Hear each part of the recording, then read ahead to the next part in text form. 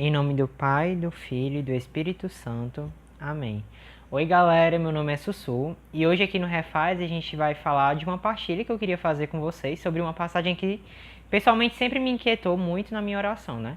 Essa passagem, para quem quiser ler, tá lá no livro de Êxodo, capítulo 3, versículos do 1 ao 6. Eu vou dar um contexto geral da passagem, mas eu queria ler um versículo específico que ele especialmente me chama mais atenção do que os outros, que é o segundo versículo.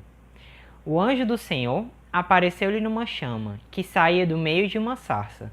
Moisés olhava. A sarça ardia, mas não se consumia. Palavra do Senhor, graças a Deus. Por que essa passagem sempre me inquietou, né? Eu sempre quis saber por que Deus ele tinha se usado de uma chama numa sarça, e para quem não sabe, né? Sarça é um arbusto seco. Então, para que Deus tinha usado um arbusto seco pegando fogo para chamar a atenção de Moisés, né? E aquilo na minha oração me inquietando, até que um dia eu olhei na minha Bíblia e lá dizia que na verdade aquela sarça, aquela chama, era uma prefiguração do Cristo, né?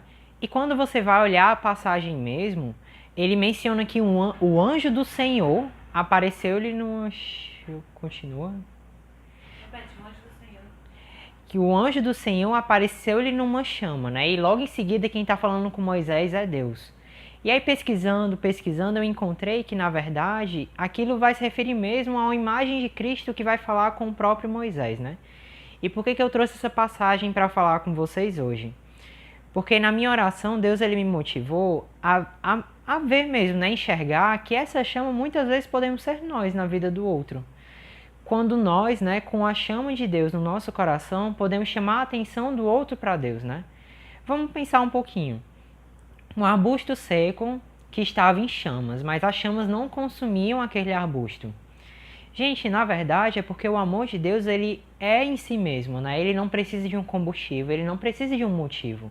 O amor de Deus ele existe por existir e ele te ama por te amar. Ele não tem razão, ele não tem um motivo, né? Até porque se a humanidade, se nós fôssemos precisar dar motivações a Deus para nos amar, nós nunca iríamos conseguir. Porque é impossível. Deus ele é muito maior e muito mais amoroso do que qualquer outra coisa, do que qualquer outra pessoa, do que qualquer coisa que nós possamos encontrar aqui na Terra. Então, se eu, Wesley, se vocês fossem tentar encontrar e dar motivações a Deus para amar vocês, vocês nunca iriam conseguir.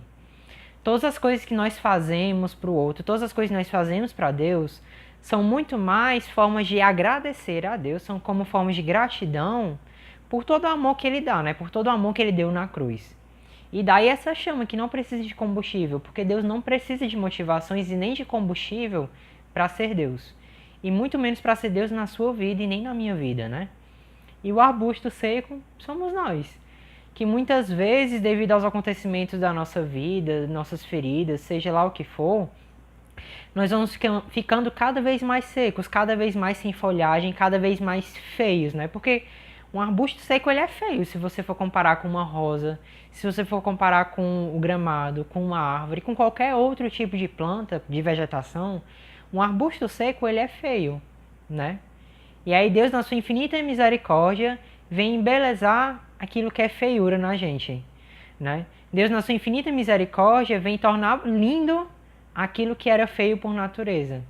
Porque um arbusto seco que não tem nada para chamar a atenção e que é feio por si mesmo, se torna agora uma motivação de oração, um chamado de vocação de uma pessoa, porque tinha uma chama que era em si mesmo.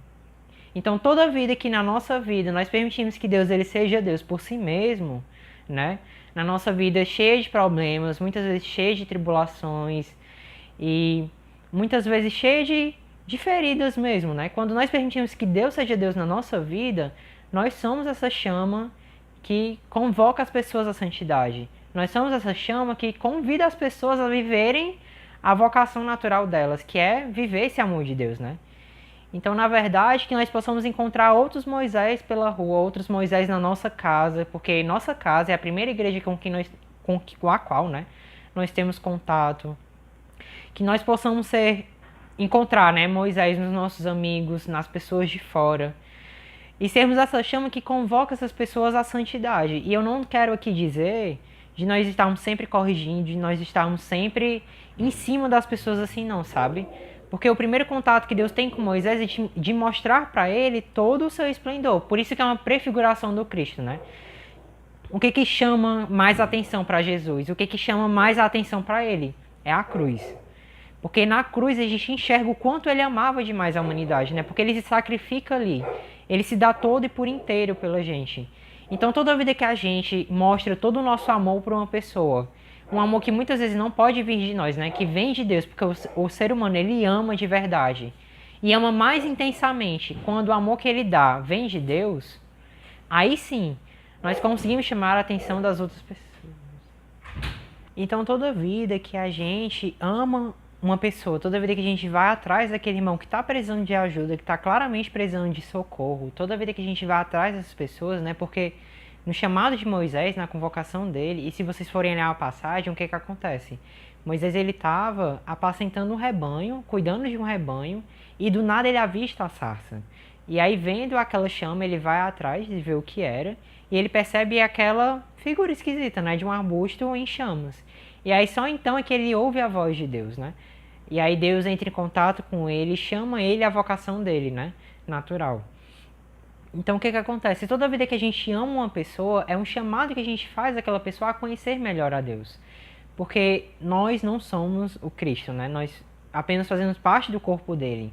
Então é Deus quem vai fazer o trabalho naquele coração, é Deus quem vai curar aquele coração, que vai se apresentar para aquele coração. Mas nós temos a responsabilidade de sermos essa primeira apresentação e de sermos essa primeira atração para aquela pessoa, para ela ir até a Deus.